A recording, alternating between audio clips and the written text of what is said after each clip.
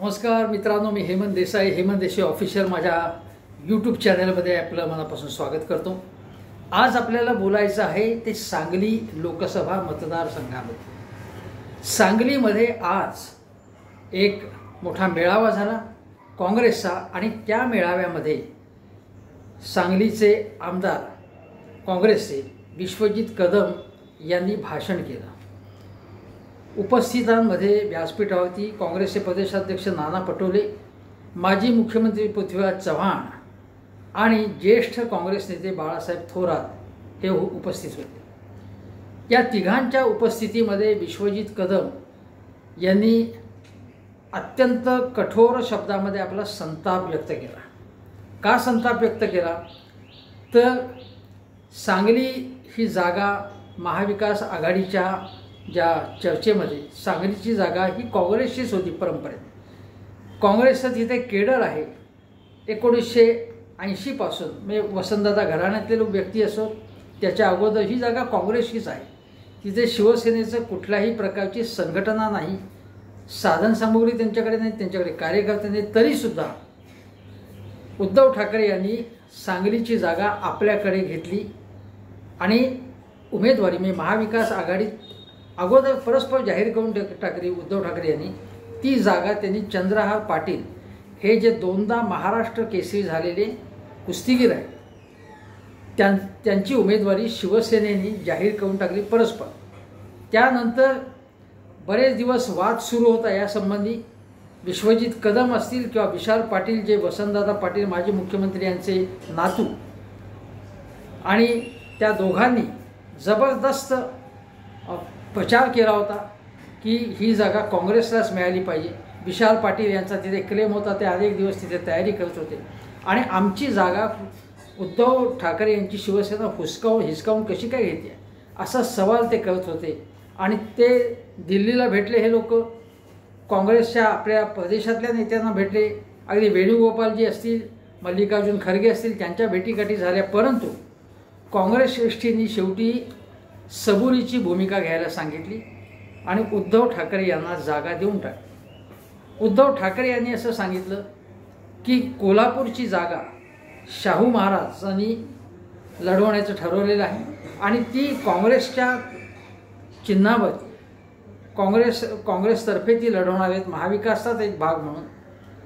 अशा वेळी शेजारच्या सांगलीची जागा निदान आम्हाला द्या, नाही तर पश्चिम महाराष्ट्रामध्ये आमचं काहीच राहणार नाही। हातकणंगले लोकसभा मतदारसंघात शिवसेना राजू शेट्टींना पाठिंबा द्यायला तयार होती, पण त्यांनी असं आवाहन केलं की राजू शेट्टींनी शिवसेनेच्या म्हणजे उद्धव ठाकरेंच्या शिवसेनेच्या चिन्हावरती म्हणजे मशाल या चिन्हावरती निवडणूक लढवावी, ज्याला त्यांनी नकार दिला। त्यामुळे राजू शेट्टी हे काही ठाकरेंचे उमेदवार झाले नाही। मग हातकणंगलेच्या जी जागा आहे ती सत्यजित पाटील यांची उमेदवारी शिवसेनेने घोषित केली। परंतु आता बघा, हातकणंगलेची जागा शिवसेना लढवते आणि सांगलीची जागा स्वतः लढवते। म्हणजे उद्धव ठाकरे यांनी या दोन जागा आपल्या पदरात पाडून घेतलेल्या आहेत। काल एका टेलिव्हिजन वाहिनीवरती अशोक चव्हाण जे काँग्रेसमधून बाहेर पडलेत ते म्हणाले की काय काँग्रेसची स्थिती झाली आहे, उद्धव ठाकरे आणि शरद पवार हे दादागिरी करत आहेत आणि काँग्रेसच्या जागा हिसकावून घेत आहेत आणि हे काहीही करू शकत नाही। आता काँग्रेसला सोडचिठ्ठी देऊन अशोक चव्हाण आता काड्या करण्याचं काम करत आहेत। अशोक चव्हाण जेव्हा आघाडीमध्ये होते त्यावेळी आणि आत्तापर्यंत ते आघाडीत होतेच, तेव्हा त्यांनी असे काय प्रताप दाखवले होते की काँग्रेसची ताकद त्यांनी वाढवली किंवा काँग्रेससाठी जास्तीत जास्त जागा पदरात पाडून घेतल्या, असं काही घडलं नाही। पण काड्या करण्याचं काम त्यांचं चालू आहे आणि ते आता भाजपबरोबर असल्यामुळे ते त्यांचं काम चोखपणे करत आहेत असं म्हणूया।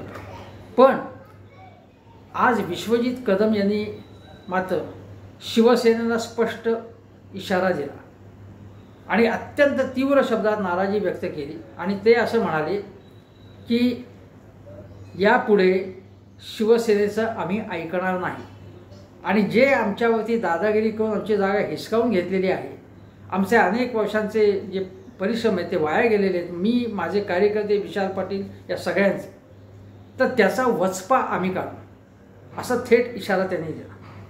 आणि दुसरं म्हणाले की याच्यानंतर मग आम्हाला विधानसभेसाठी अमुक जागा द्यावा वगैरे, आम्ही हे खपवून घेणार नाही. नाना पटोले असं म्हणाले की विश्वजित कदमांच्या भाषणात उल्लेख होता की दुष्ट लागली आम्हाला. आता हे सगळं अंधश्रद्धायुक्तच भाषा आहे, तशी भाषा काँग्रेस नेत्यांनी करता कामा नये. पण ठीक आहे, एक वाक्प्रचार म्हणून त्यांनी तो वापरला असं म्हणूया. तेव्हा दुष्ट लागली तशी दुष्ट काढण्याची आम्ही व्यवस्था करू असं नाना पटोले म्हणाले. आता अशा या गर्जना करायच्या असतात. समोर मोठ्या संख्येत कार्यकर्ते होते आणि विश्वजित कदम यांनी विशाल पाटील यांची बाजू किंवा काँग्रेसची बाजू लावून धरली आणि काँग्रेससाठी, काँग्रेसचा किल्ला आम्ही तरुण कार्यकर्ते लढवतो असं अत्यंत उत्कृष्ट भाषण करून त्यांनी सांगितलं. कळकळ त्यांची तळमळ दिसत होती आणि समोरचा मॉब मात्र अस्वस्थ होता आणि समोरच्या जमावामधनं अनेक जण पाट्या घेऊन विशाल पाटील जे आता अपक्ष म्हणून निवडणूक लढवत आहेत त्यांचे बॅनर घेऊन विशाल पाटील यांचा जय जयकार काँग्रेसच्या मेळाव्यात करत होते. म्हणजे विशाल पाटील यांनी थेटपणे बंडखोरी केलेली आहे.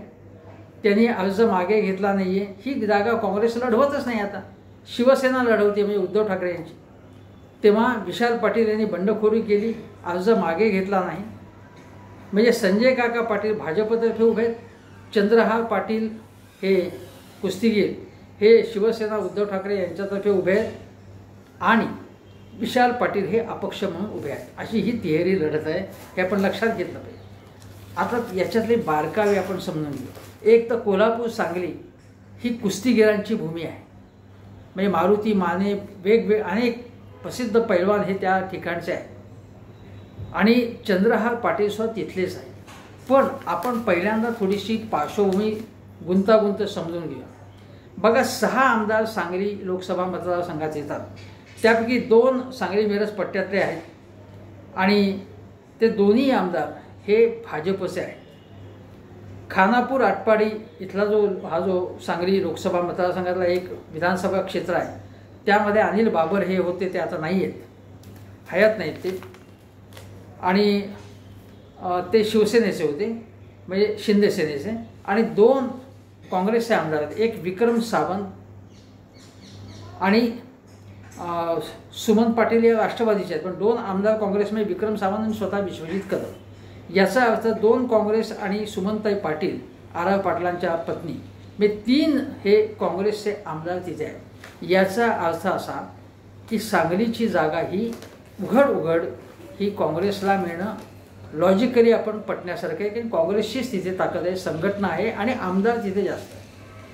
तरी देखील उद्धव ठाकरे म्हणाले की पश्चिम महाराष्ट्रात आम्हाला काही वावच राहणार नाही, म्हणून आम्हाला तुम्ही कोल्हापूरची जागा दिलेली आहे काँग्रेसला आम्ही, तर आम्हाला ही जागा द्या. पण विश्वजित कदम यांचं म्हणणं असं आहे की ठरलेलं होतं अगोदर वरिष्ठ पातळीवर की कोल्हापूरची जागा शाहू महाराज ज्या पक्षातर्फे त्यांना लढवायची असेल त्या पक्षातर्फे ते लढवू आणि त्यांनी काँग्रेसची निवड केली. पण कोल्हापूरच्या जागेचा आणि सांगलीच्या जागेचा सुतराम संबंध नाही असे विश्वजित कदम म्हणाले. हे पटण्यासारखं आर्ग्युमेंट आहे, हे आपण लक्षात घेतलं. परंतु तरी देखील सांगलीला संजय राऊत हे आले, विमानाने आले. चंद्रहार पाटील यांनी त्यांचं स्वागत केलं. मग संजय राऊतांनी अप्रत्यक्ष असं वक्तव्य केलं की विशाल पाटील किंवा विश्वजित कदम जे कोणी आहेत हे उद्या भाजपबरोबर जाण्याची शक्यता आहे किंवा भाजपशी आतून त्यांचं संधान आहे असं अप्रत्यक्षपणे सुचवलं. त्यामुळे आणखीन काँग्रेसवाले चिडले. ही पार्श्वभूमी याची आहे. आता ही गुंतागुंत अजून कशी आहे ती बघा, की आता विशाल पाटील जे आहेत अपक्ष, त्यांना आता कोणाचा पाठिंबा मिळेल की वसंतदादा घराणे, त्यांच्याच घराण्यातले प्रतीक पाटील हे आधी उभे होते. त्याच्यानंतर गेल्यावेळी विशाल पाटील उभे होते. प्रतीक पाटलांचा 2014मध्ये लोकसभेला पराभव झाला. विशाल पाटील यांचा पराभव झाला आणि त्यावेळी गोपीचंद पडळकर यांनी बरीच मतं खाल्ली, तेव्हा विशाल पाटील यांचा पराभव झाला. आणि आता पुन्हा विशाल पाटील यांना काँग्रेसचंच तिकीट हवं होतं. उलट संजय काका पाटील हे 2दा निवडून आलेत. यावेळी मात्र संजय काका पाटील यांची भाजप निवड करेल की नाही अशी याबद्दल अनिश्चितता होती. लोकांचं म्हणणं होतं की त्यांचं काम काही समाधानकारक नाही आहे आणि त्यामुळे त्यांना त्यांची उमेदवारी बदलली जाईल, पण तसं काही घडलं नाही. आणि आता संजय काका पाटील हे जोरदार प्रचाराला लागले. त्यांना ॲडव्हान्टेज काय आहे की संघाची आणि भाजपची यंत्रणा तिथे आहे. त्यांच्याकडे 2 आमदार आहेत, शिवाय केंद्रात आणि राज्यात सत्ता आहे. आणि आता योगी आदित्यनाथ, देवेंद्र फडणवीस अशांचे दौरे तिथे होणार आहे. शेजारी अगोदरच कोल्हापूरला पंतप्रधान नरेंद्र मोदी आले, कारण एकनाथ शिंदे यांनी कोल्हापूरसाठी नरेंद्र मोदींना आणलं सांगलीच्या ऐवजी, नाही तर सांगलीला आले असते ते, पण ठीक आहे. हे सगळे आता सगळ्यांचे दौरे सुरू होते. म्हणजे साधनसामुग्री, कार्यकर्ते, संपूर्ण केडर हे भाजपचं संजय काकांच्या दिमतीला आहे. दुसरीकडे चंद्रहार पाटील यांच्याकडे कुठल्याही प्रकारचं केडर नाही, त्यांचा राजकारणाशी संबंध नव्हता. त्याने कुस्ती केल्या, यश मिळवलं. कुस्तीसाठी ते सांगलीमध्ये काय मैदान, स्टेडियम किंवा आणखीन काही स्पर्धा वगैरे अशा गोष्टी करत आहेत, ते नाकारण्याचं कारण नाही. पण त्यांच्या मागे कार्यकर्ते नाहीत कुठच्याही प्रकारे. शिवसेनेची सांगलीमध्ये ताकदच नाही. मग शिवसेनेकडे साधनसामुग्रीची उणीव आहे, पैसाही कमी आहे, त्यामुळे त्यांना प्रतिकूलता आहे ही. पण त्यांच्याकडे एक गोष्ट आहे शिवसेनेकडे, ती म्हणजे उद्धव ठाकरे जेव्हा सांगलीला येतील, त्यांचा दौरा होईल तेव्हा, कारण उद्धव ठाकरे यांची लोकप्रियता आज महाराष्ट्रात सगळ्यात जास्त आहे. तुम्ही कुठेही गेलात, कोणाशीही बोललात तर लक्षात येईल. त्यामुळे एखाद्या उमेदवाराकडे काहीही नसलं तर पाठबळ, पण भावनेच्या बळावरती तो निवडून येऊ शकतो. सहानुभूतीच्या लाटेवर स्वार होऊन तो निवडून येऊ शकतो. राजकारणात काही होऊ शकतं, तेव्हा नाकारता येत नाही. हलक्यात घेण्याचं कारण नाही चंद्रहार पाटील. आणि तिसरे उमेदवार आहेत ते विशाल पाटील. विशाल पाटील यांची ताकद काय, तर वसंतदादा पाटील यांची संपूर्ण राजकीय वारसा त्यांच्याकडे आला आहे, समृद्ध असा राजकीय वारसा. सहकार क्षेत्रामध्ये वसंतदादांचं काम मोठं होतं, पण केवळ वसंतदादांच्या नावावरती विशाल पाटलांना यश मिळेल का, तर तसं होण्याची शक्यता नाही. तर त्यांचा पराभव का झाला असता, किंवा प्रतीक पाटील त्यांचा का पराभव झाला असता, हे आपण लक्षात घेतलं पाहिजे. दुसरी गोष्ट अशी, प्रकाश बापू पाटील हेही होते, प्रतीक पाटील, प्रकाश बापू पाटील, विशाल पाटील, ह्या वसंतदादांचा सगळाच वारसा आहे. पण आज आपण बघितलं तर विशाल पाटील हे अनेक प्रकल्प त्यांचे जे आहेत, वसंतदादा घराण्याशी संबंधित असतील किंवा विशाल पाटलांशी संबंधित अनेक प्रकल्प हे बंद पडलेले आहेत, अडचणीत आहेत, संकटात आहेत, अशा गोष्टी घडलेल्या आहेत. मग बँक असेल, साखर कारखाना असेल, त्यामध्ये विशाल पाटलांना कुठल्याही प्रकारचं यश आले नाही. त्यांचे स्वतंत्र उद्योगधंदे वगैरे असतील. आता मी असं ऐकलं की भाजपचे माजी प्रदेशाध्यक्ष आणि मंत्री चंद्रकांत दादा पाटील यांचे आणि विशाल पाटील यांचे चांगले संबंध, ते यांना त्या प्रकारे त्यांना मदत करतही असतील व्यवसायामध्ये, मला माहीत नाही. पण असं ऐकलं जातं की त्यांनी त्यांना काही कॉन्ट्रॅक्ट्सवर दिलेली होती. आणि ठीक आहे, ज्याच्यामुळे त्यांचं अर्थार्जन चांगल्या प्रकारे चालत असेल तर आनंदाची गोष्ट आहे. पण आज विशाल पाटील यांच्या बाजूने काँग्रेसच्या मेळाव्यामध्ये जोरदार घोषणा देण्यात आल्या, याचा अर्थ काँग्रेस कार्यकर्त्यांमध्ये अस्वस्थता आहे. म्हणजे या सगळ्या काँग्रेस कार्यकर्त्यांची अस्वस्थता कमी करावी, त्यांना दिलासा द्यावा की आम्ही प्रयत्न केलेले, म्हणजे आम्हाला तुम्ही धारेवर धरू नका, हे सांगण्यासाठीच विश्वजित कदम यांनी तो मेळावा आयोजित केला असता. कारण नाहीतर बघा, 3 नेते निवडणुकीच्या या दिवसामध्ये एका व्यासपीठावरती एका दिवशी कसे येऊ शकते. प्रत्येक नेत्याने आपापलं क्षेत्र वाटून घेतलेलं असतं, तरी देखील ते आले. याचा अर्थ असा की सांगलीमध्ये अस्वस्थता खूप आहे. एक दुसरी गोष्ट अशी, हे मी तुम्हाला सांगितलं की आता यामध्ये असं आहे की चंद्रहार पाटील यांच्या मागे काही ताकद नसली तरी आज काय होते की चंद्रहार पाटील टीका करतायत विशाल पाटलांवर, आणि दुसरीकडे संजय काका पाटील सुद्धा विशाल पाटलांवर टीका करतायत. संजय काकांची आज एक पत्रकार परिषद बघितली, त्यामध्ये रिपब्लिकन पक्षाचे ते महायुतीचेच आहेत, ते मला वाटतं खरात म्हणून नेते, ते काहीतरी असं सांगत होते की एक प्रकारे संजय काकांची वाट सोपी व्हावी म्हणूनच उद्धवजींनी चंद्रहार यांची निवड केलेली आहे उमेदवाराची, म्हणजे आतून यांचं काहीतरी सूत जमलेलं आहे असं त्यांनी सांगण्याचा प्रयत्न केला. तेव्हा संजय काकांनी त्यांना ते थांबवलं. पण याचा अर्थ असा आहे की चंद्रहार हे आमचे विरोधक नाहीच आहेत, म्हणजे आम्ही त्यांना जमेशा धरत नाही असं दाखवण्याचा हा भाग आहे. जेव्हा असं दाखवलं जातं तेव्हा संकटाची चाहूल लागलेली असते, हेही लक्षात घ्या. त्यामुळे चंद्रहार पाटील यांना हलक्यामध्ये घेऊ नका असं मी पुन्हा सांगतो. काही होऊ शकतं राजकारणामध्ये. पण विशाल पाटील यांच्यावरती चंद्रहार टीका करत आहेत, संजय काका पाटील सुद्धा त्यांच्यावरती टीका करत आहेत. आणि काही जण असं म्हणतात की आम्हाला हे वसंतदादा पाटील यांचं घराण्यावरती आदर आहे, पण आता ते झालं, त्यांचा दिवस संपल्यात, आता आम्हाला त्यांच्यामधलं कोणी नको आहे. विशेषतः राष्ट्रीय स्वयंसेवक संघ किंवा भाजपमधले जुने लोक आहेत, त्यांना विशाल पाटील यांच्याबद्दल त्यांच्या मनात विरोध आहे. म्हणजे एक अशी गोष्ट चर्चेत आहे. आता याच्यातले बारकावे सांगतो की विश्वजित कदम हे जिल्ह्याचे, आता सांगली जिल्ह्याचे सगळी सूत्र त्यांच्या हातात सध्या आहेत, काँग्रेसची जे काही ताकद असेल त्यामुळे. आता उद्या विशाल पाटलांना तिकीट दिलं, म्हणजे मला त्यांना तिकीट द्यायला पाहिजे असं विश्वजित कदम म्हणत आहे. पण काँग्रेसमध्ये कोण काय बोलतोय आणि कोणाच्या मनात प्रत्यक्षात काय सांगतायत. मी असंही म्हणत आहेत की उद्या विशाल पाटील यांना समजा यावेळी तिकीट दिलं असतं, ते खासदार झाले असते तर त्यांची जिल्ह्यातली ताकद वाढली असते आणि आपोआप मग आपलं महत्त्व कमी झालं असतं असंही विश्वजित कदमला वाटू शकत असेल, मला माहिती नाही. त्यांची कळकळ जाणवली की त्यांना विशाल पाटीलसाठी त्यांनी रात्रंदिवस प्रयत्न केले. पण असं बोललं जातं हे मी तुम्हाला सांगतो, हा एक भाग. दुसरी गोष्ट अशी की विशाल पाटील यांना चंद्रहार आणि हे आपले संजय काका दोघे टार्गेट करत असले तरी संजय काकांना अँटी इन्कम्बन्सीचा सामना करावा लागतो. संजय काका हे की फार मोठे सामाजिक काम करणार असे नेते नाही. सांगलीकरांना त्यांची पार्श्वभूमी काय होती, कुठून ते आले, कसे आले हे माहिती आहे. तेही चांगले मल्लच आहेत. ते चंद्रहार इतके यशस्वी नाही पण मल्ल आहेत चांगले.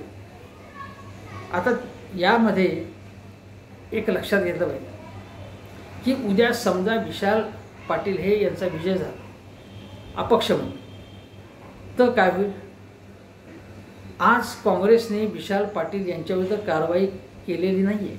पत्रकारांनी प्रश्न विचारलेला नाना पटोले असं म्हणाले की आम्ही अहवाल पाठवतो किंवा अहवाल पाठवला आहे. आता हे अहवाल पत्रकार विचारतात, अहवाल पाठवला कोणाला माहिती पाठवला का नाही, ते उत्तर देतात असा अहवाल पाठवला म्हणून. आता या निवडणुकीच्या धामधुमीत अहवाल वाचायला कोणाला वेळ आहे. काँग्रेसच्या दिल्लीच्या नेत्यांना काही वेळ नाही. त्याच्यामुळे अहवाल पाठवून उपयोग काय. कारवाई खरं तर त्यांनी बंडखोरी केल्याबद्दल कोल्हापूरच्या एका बंडखोरावर काँग्रेसने कारवाई केली, म्हणजे त्याचं नाव बाजीराव खाडे. मग शेजारच्या सांगलीमध्ये तुम्ही कारवाई का नाही केली. हे उघड काँग्रेसच्या विरोधात बंड केलेलं आहे. महाविकास आघाडीचा जो काही उमेदवार आहे तो चंद्रहार पाटील अधिकृतपणे आहे, त्यांच्या विरुद्ध बंड केले ना विशाल पाटील, तर त्याला पक्षातनं काढून टाकायला पाहिजे होतं, पण ते काढलेलं नाही आहे. अहवाल पाठवणार म्हणतात ते. आता हे आणि अशी कारवाई जरी केली तरी काय होतं की समजा उद्या विशाल पाटील निवडून आले, तर विशाल पाटील निवडून आले होते, मग ती कारवाई मागे येते आणि मग त्यांना पक्षात परत घेतलं जातं. निलंबित केलं असेल तर ती कारवाई मागे घेतली जाते. पण विशाल पाटील यांच्याबद्दल बघा, त्यांच्या मागे त्या आत्ता असं आहे की भाजपमधले काही नगरसेवक आहेत ज्यांना संजय काकाबद्दल राग आहे, त्यांचा विशाल पाटलांना पाठिंबा आहे, सुप्त पाठिंबा आहे असं काही नगरसेवकांना असं म्हटलं जातं. दुसरी गोष्ट अशी की विशाल पाटील यांच्या मागे अजितराव घोरपडे आणि विलासराव जगताप. हे विलासराव जगताप आता मला वाटतं भाजप सोडले, ते माजी आमदार. शिवसेनेत असलेले अजितराव घोरपडे ते आता अपक्ष आहेत आणि त्या दोघांचा त्यांना पाठिंबा आहे. आणखीन एक गंमत अशी की बघा, या सगळ्यामध्ये एक कडी अशी आहे की हा चंद्रहार पाटलांचं निवड झाली कशी, हे नाव आलं कसं पुढे एकदा. तर अशी चर्चा सुरू झाली की जयंतराव पाटील जे राष्ट्रवादी काँग्रेसचे आहे प्रदेशाध्यक्ष, जयंतराव पाटील हे राजाराम बापू पाटलांचे चिरंजीव, त्यांचं आणि वसंतदादा घराण्यांचं हाडवैर होतं. तो एक जिल्ह्यामध्ये एक संघर्षही होता. तेव्हा जयंतराव पाटील यांनीच चंद्रराव पाटलाचं नाव सुचवलं उद्धव ठाकरे यांना आणि मंजूर करून घेतलं. हे का केलं त्यांनी? तर ऑब्व्हियसली की विशाल पाटलाला उमेदवारी मिळू नये अशी त्यांची इच्छा असावी, कारण त्यांचं हाडवैर जुनं असं सांगितलं जातं. आज विश्वजित कदम यांनी एक उल्लेख केला की बाळासाहेब थोरात, पृथ्वीराज चव्हाण, नाना पटोले तुम्ही प्रयत्न केले विशालसाठी, पण ते प्रयत्न करत असताना तुम्ही दुसरे लोक काय करत होतात त्याच्यावरती लक्ष ठेवायला विसरलात. हे दुसरे लोक म्हणजे त्यांना जयंतराव पाटलांच्याकडे लक्ष वेधायचं असतं की जयंतराव पाटलांनी विशाल पाटीलचा पत्ता कापला आणि चंद्रहार हा उमेदवार दिला, अशी त्यांची तक्रार आहे. आता आणखीन एक गोष्ट अशी की सत्यजित पाटील जे आहेत ते सुद्धा त्यांचं नाव जे हातकणंगलेसाठी शिवसेनेला उमेदवार दिला आहे तोही जयंतराव पाटलांनी सुचवला असं बोललं जात आहे. आणि बंटी पाटील उर्फ सतीश पाटील कोल्हापूरचे जे आमदार माजी मंत्री, कोल्हापूरचे मोठे नेते बंटी पाटील आणि सत्यजित पाटील यांचंही काही नातं आहे. आता हा सगळा लक्षात घेतला तर विशाल पाटील याच्यात कोणी बाधा आणली हे आपल्याला लक्षात येतं. म्हणजे हे कोणी कसे काही गोष्टी केल्या असतील. सांगलीमध्ये हे प्रचंड राजकारण आहे. सांगलीमध्ये एकेकाळी राष्ट्रवादी काँग्रेस आणि भाजप यांचीही जिल्हा परिषदेत किंवा महानगरपालिकेत युती झालेली होती. सांगलीमध्ये आर पाटील आणि जयंतराव पाटील यांचाही संघर्ष होता. आर पाटील आणि संजय काका पाटील यांचे संबंध कसे होते हेही लोकांना माहिती आहे. त्यामुळे असे अनेक जिल्ह्यामध्ये अशा गोष्टी घडत असतात, त्याप्रमाणे तिथेही घडलेले. पण एकूण सांगलीची जागा काँग्रेसने बोलसटपणा दाखवला. शिवसेना उद्धव ठाकरे यांच्या शिवसेनेपुढे कमी पडली काँग्रेसची ताकद, आणि त्याने अशा प्रकारे मुळमुळीत भूमिका घेतली नसती तर ते योग्य ठरलं असतं, अशी भावना एक प्रकारे विश्वजित कदम यांनी आज बोलून दाखवली. आता बघा, त्यांनी असं म्हणले की यापुढे विधानसभेमध्ये मात्र आम्ही ऐकणार नाही, आम्ही काँग्रेससाठीच जास्तीत जास्त जागा मागून शिवसेनेची दादागिरी स्वीकारणार नाही किंवा राष्ट्रवादीची सुद्धा दादागिरी आम्ही सहन करणार नाही, अशा प्रकारचा इशारा त्यांनी दिला. सांगलीमध्ये वसंतदादा घराणं, जयंतराव पाटील आणि पतंगराव कदमांचे चिरंजीव म्हणजे पतंगराव कदम यांच्या अनेक संस्था आहेत, संपन्न आहेत, आणि विश्वजित कदम यांचे जे सासरे अविनाश भोसले जे मोठे बिल्डर आहेत त्यांच्यावरती ईडीने कारवाई करून ते जेलमध्ये येतात.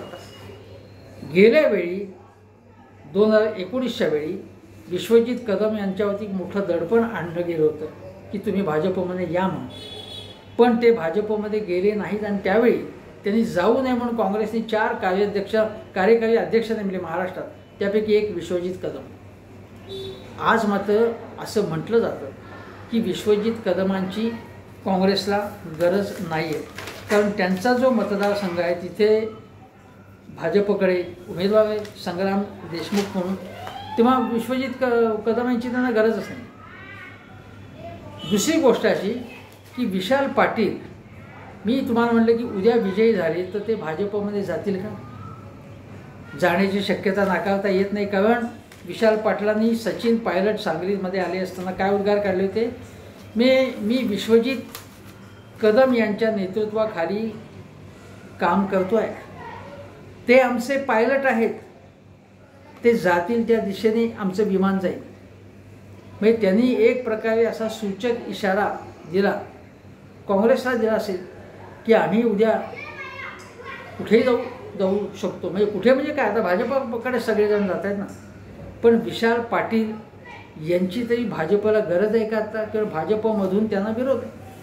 संजय काका पाटील तर त्यांच्या विरोधातच आहेत आणि विरोधात राहतील. उद्या भाजपमध्ये जरी विशाल पाटील गेले, पण विशाल पाटील विजयी झाले तर आपले प्रकल्प, आपल्या संस्था वाचवण्यासाठी किंवा त्यांना मदत व्हावी म्हणून, त्यांना कन्सेशन्स गॅरंटीज मिळाव्यात म्हणून एखादा कारखाना एखादा प्रकल्प आजारी असेल तर त्यासाठी सरकारची मदत मिळते म्हणून ते भाजपवर जाण्याची शक्यता नाकारता येत नाही.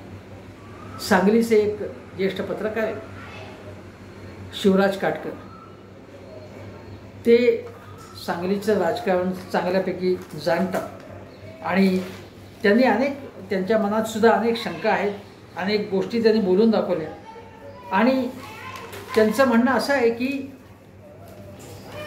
विशाल पाटील हे कुठे जातील हे म्हणजे कळलं पाहिजे, कारण तो खरा मुळात प्रश्न आहे. कारण आता अशी गोष्ट आहे की आज विशाल पाटलांना काँग्रेसमध्ये आतून काही जण मदत करतील. विशाल पाटील जरी बंडखोर असतील, अपक्ष असतील तरी काँग्रेस पक्षातले काही जण त्यांना मदत करतील, म्हणजे त्यांना ते मदत करतील आणि त्या बळावरती जर निवडून आले तर मग निदान त्यांनी काँग्रेसचं ऊन मानलं पाहिजे. आणि इतके दिवस विशाल पाटलांची आयडेंटिटी काँग्रेसचीच होती ना, वसंतदादा काँग्रेसचेच होते, तेव्हा त्यांनी जर जिंकले ते तर काँग्रेसमध्ये राहिले पाहिजे. शिवराज काटकरांसारखे लोक प्रश्न असाच विचारतात की ते काँग्रेसमध्ये राहतील का नाही. कारण आज महाशक्तीपुढे सगळेजण लोटांगण घालत आहेत. अनेक गोष्टी निवडणुकीपूर्वी होतात आणि निवडणुकीनंतर सुद्धा होतात. म्हणजे आज जे विशाल पाटील काँग्रेस करतात, काँग्रेस माझ्या लागतात आहे वगैरे म्हणतात, ते काँग्रेसमध्ये राहतील का निवडणुकीनंतर समजा विजय मिळाला तर. समजा त्यांना पराभव झाला, विशाल पाटलांचा विजय झाला तर कदाचित भाजपामध्ये जाऊ शकते, पराभव झाला त्यांचा तर त्यांना कोणीच विचारणार नाही, भाजप तर अजिबातच विचारणार नाही, हे लक्षात घेतलं पाहिजे. पण सांगलीतले हे सगळे जे हिशोब आहेत ते अतिशय महत्त्वाचं आहे. महाराष्ट्राच्या राजकारणाच्या दृष्टीने, काँग्रेसच्या विशेषतः राजकारणाच्या दृष्टीने सांगली ही अत्यंत महत्त्वाची भूमिका आहे. याचं कारण सांगलीमध्ये जयंतराव पाटलांनी चांगल्या सहकारी संस्था, शिक्षण संस्था चालू दाखवल्या, पतंगराव कदमांनी त्या शिक्षण संस्था चांगल्या चाललेल्या आहेत. सांगली हा एक संपन्न भाग आहे, परंतु त्याचवेळी वसंतदादा पाटील ज्यांनी सहकार क्षेत्र महाराष्ट्रात समृद्ध केलं, त्या सहकार क्षेत्रामध्ये काही आजार निर्माण झाले, काही कीड निर्माण झाली, ती सांगली कोल्हापूर सगळी महाराष्ट्रात ठिकठिकाणी निर्माण झाली. साखर कारखाने बुडवायचे, बँका बुडवायच्या, फायदे घ्यायचे आणि हे आपल्या घराण्याच्या नावावरती हे सगळे खेळ करायचे असं चाललेलं आहे. आज लोकांना सांगली असो कोल्हापूर असो कुठेतरी नवीन चेहरे, वसंतदादा पाटील असो किंवा कुठलंही घराणं असो तीच घराणे तीच नावं का, नवे चेहरे सांगलीमध्ये सगळीकडे आले पाहिजे. आणि या दृष्टिकोनातनं सांगलीमध्ये 3 प्रश्न महत्त्वाचा आहे. ज्या सांगलीमध्ये काही वर्षांपूर्वी दंगल झालेली होती, जी सांगली शाहू फुले आंबेडकर यांच्या विचारांनी समृद्धी होती, त्या ठिकाणी दंगल व्हावी ही अतिशय घृणास्पद गोष्ट. सांगली मिरजेची दंगल आपल्याला माहिती असेल. त्या सांगलीमध्ये संभाजी भिडे यांचा विचार रुजावा, त्या ठिकाणी त्याच सांगलीमध्ये जातीयवादी विचारांची किलमिश ठिकठिकाणी दिसावीत, जळमटं दिसावीत, ही अतिशय वाईट गोष्ट आहे. अशावेळी सांगलीमध्ये काँग्रेस रुजणं किंवा नवा विचार रुजणं, आज उद्धव बाळासाहेब ठाकरे यांचा कॅन्डिडेट कमजोर वाटत असेल, पण उद्धव बाळासाहेब ठाकरे यांनी प्रबोधनकारांचे विचारता हाती घेतलेले आहे. म्हणजे काहीही झालं तरी सांगलीमध्ये संजय काका पाटील किंवा भाजप हे पुन्हा निवडून आले तर सांगलीमध्ये ज्या काही गोष्टी सांगली मिरजमध्ये दिसत आहेत, परंपरावाद, जातीयवाद, धर्मवाद, तो असाच फुलेल. सनातनी संस्कृती तिथे पुन्हा आणखीन मजबूत होईल. शेजारच्या कोल्हापूरमध्ये गोविंद पानसरेंचा खून होतो, कोल्हापूरमध्ये अचानकपणे शेकडो मोटरसायकली येतात आणि लव जिहादच्या दंगल सदृश्य वातावरण तिथे तयार करतात. सांगलीमध्ये सुद्धा अफजल खानाच्या मुद्द्यावरून काय काय गोष्टी घडल्या होत्या हे आपल्याला माहिती आहे आणि त्यानंतर भाजपची तिथे ताकद वाढली होती. हे सगळं लक्षात घेतलं. सांगलीमधला पुरोगामी विचार जगण्यासाठी म्हणून सांगलीमध्ये काँग्रेस किंवा उद्धव ठाकरे यांची शिवसेना यापैकी कुठला चॉईस लोक करणार ते मला माहिती नाही, काही करतील चॉईस ते, पण हे दोघं म्हणजे उद्धव ठाकरे यांचा पक्ष आणि काँग्रेस पक्ष हे पुरोगामी विचार त्यातल्या त्यात जवळ बाळगून आहेत. त्यामुळे सांगलीकरांना लोकसभा मतदारसंघात आपलं मतदान करताना या सगळ्याचा विचार करावा लागेल. आज मी एवढंच सांगतो आणि इथेच थांबतो. नमस्कार.